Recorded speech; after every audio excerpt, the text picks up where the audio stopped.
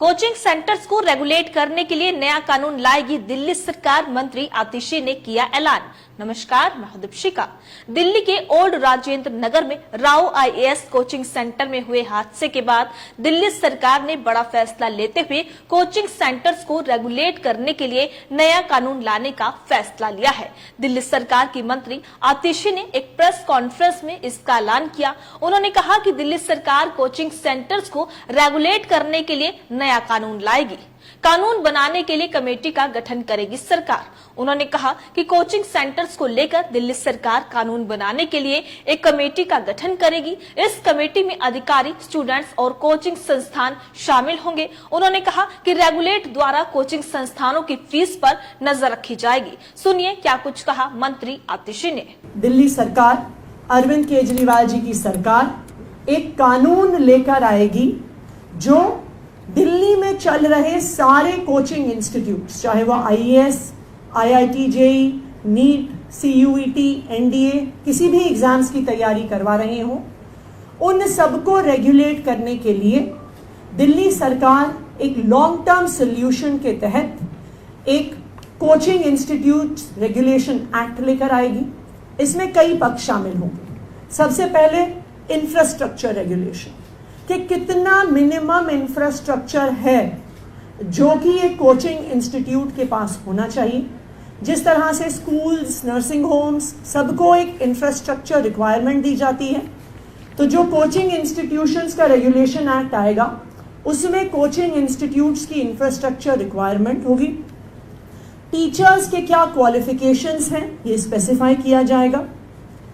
तीसरा, coaching institutes की fees को रेगुलेट किया जाएगा, क्योंकि ये भी एक परेशानी स्टूडेंट्स की सामने आई है कि बेइंतहा फीस इन कोचिंग सेंटर्स द्वारा ली जाती है। तो सुना आपने। बता दें, वहीं दिल्ली की मेयर डॉक्टर शैली ओबराय मेयर ने राजेंद्र नगर की घटना को लेकर कहा कि उन्होंने एमसीडी कमिश्नर को चिट्ठी लिखकर अवैध कोचिंग सेंटर की बेसमेंट पर और जिम्मेदार अधिकारियों पर एक्शन के लिए कहा है। उन्होंने बताया कि करीब 30 से ज्यादा कोचिंग सेंटर की बेसमेंट सील कर दिए गए हैं। साथ ही 200 सेंटर्स को नोटिस भेजा गया है। वहीं मामले में 2 अधिकारियों पर एक्शन लेते हुए उन्हें निलंबित कर दिया गया है। उन्होंने कहा कि अभी ये तत्काल एक्शन रिपोर्ट आने के बाद उनके आधार पर आगे की कार्रवाई की जाएगी। सुनिए क्या कुछ कहा दिल्ली के मेयर डॉक्टर शैली ओबराय ने। जो घटना हुई आपने देखा, बेसमेंट में 2 एंट्री एग्जिट होने थे और हमने पाया कि एक ही एंट्री और एक ही एग्जिट है, जिसकी वजह से बच्चे नीचे ट्रैप हो गए और 3 छात्रों की जान चली गई। सबसे पहले मैं इन छात्रों के जो परिवार हैं और माता पिता हैं, हमारी संवेदनाएं उनके साथ हैं। वो सपनों के साथ ये बच्चे दिल्ली में कोचिंग लेने आए थे और एक आईएएस बनने का सपना देखा था। अब इन छात्रों की डिमांड्स को हम सुनेंगे और जल्द ही हम इनके साथ एक मीटिंग करेंगे और उसके बाद हम इस रेगुलेशन को दिल्ली सरकार में पास करेंगे और फिर एमसीडी भी उन सभी रेगुलेशंस का, रूल्स रेगुलेशन का पालन करेगी।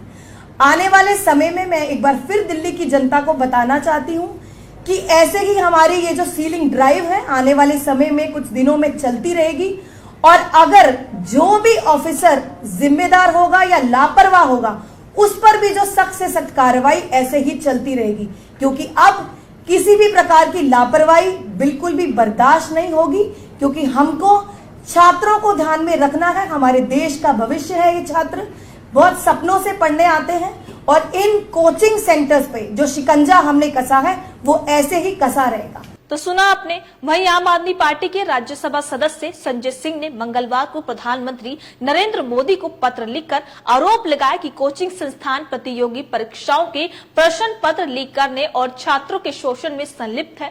उन्होंने प्रधानमंत्री से कोचिंग संस्थानों की गतिविधियों की विनियमित करने के लिए कानून बनाने की मांग की है। वहीं संजय सिंह ने एक संवाददाता सम्मेलन को संबोधित करते हुए कहा कि कोचिंग माफिया पर नकेल कसने के लिए तुरंत एक उचित कानून बनाया जाना चाहिए ताकि ओल्ड राजेंद्र नगर में हुई दुखद घटना दोबारा ना हो। सुनिए क्या कुछ कहा आम आदमी पार्टी के राज्यसभा सांसद संजय सिंह ने।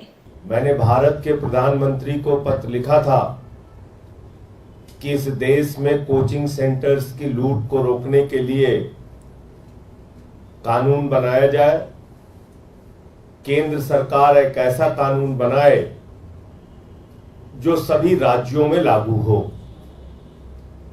और उसकी एक निश्चित प्रक्रिया फॉलो की जाए सभी कोचिंग सेंटर्स के द्वारा कि हमको अपना कोचिंग सेंटर खोलना है तो कैसे खोलना है, हॉस्टल चलाना है तो कैसे चलाना है, फीस लेनी है तो कैसे फीस लेनी है, कितने ऐसे ईडब्ल्यूएस के या बीपीएल के या ऐसे कमजोर छात्र जो आर्थिक रूप से कोचिंग का पैसा देने में असमर्थ है उनको निःशुल्क पढ़ाया जाएगा, उनका कोटा होगा। ऐसे कुछ नियम और कानून बनाए जाए और खास तौर से पेपर लीक में जिन कोचिंग सेंटर्स का नाम आता है, जिन कंपनियों का एग्जाम कराने वाली कंपनियों का नाम आता है, उनके ऊपर कैसे प्रतिबंध लगाया जाएगा और कैसे उनके खिलाफ कार्रवाई की जाएगी। क्योंकि पेपर लीक गुजरात हो, बिहार हो, यूपी हो, हरियाणा हो, राजस्थान हो, देश का कोई राज्य आज की तारीख में अछूता नहीं है जहां के छात्र पेपर लीक से पीड़ित ना हो। तो इसके लिए एक सख्त कानून इस देश के अंदर होना जरूरी है। ऐसा मैंने पत्र भारत के प्रधानमंत्री जी को लिखा था। अब वो कब अपना कानून बनाएंगे, कब कोचिंग सेंटर्स को रेगुलेट करेंगे, मुझे नहीं पता, लेकिन आम आदमी पार्टी इस दिशा में पहल करेगी। तो सुना आपने। बता दें कि दिल्ली के ओल्ड राजेंद्र नगर में राव आईएएस कोचिंग सेंटर में हुए हादसे के बाद दिल्ली सरकार ने बड़ा फैसला लेते हुए कोचिंग सेंटर को रेगुलेट करने के लिए नया कानून लाने का फैसला लिया है। दिल्ली सरकार की मंत्री आतिशी ने एक पत्रकार वार्ता कर इसका ऐलान किया है। उन्होंने कहा कि दिल्ली सरकार कोचिंग सेंटर्स को रेगुलेट करने के लिए नया कानून लाएगी। इस खबर को लेकर आपकी क्या राय है? अपनी राय कमेंट बॉक्स में लिखकर हमें जरूर बताइएगा। इसी तरीके से देश और दुनिया से जुड़ी हर छोटी से बड़ी अपडेट के लिए FBN यानी फ्रंटलाइन ब्रेकिंग न्यूज के साथ बने रहिएगा। धन्यवाद।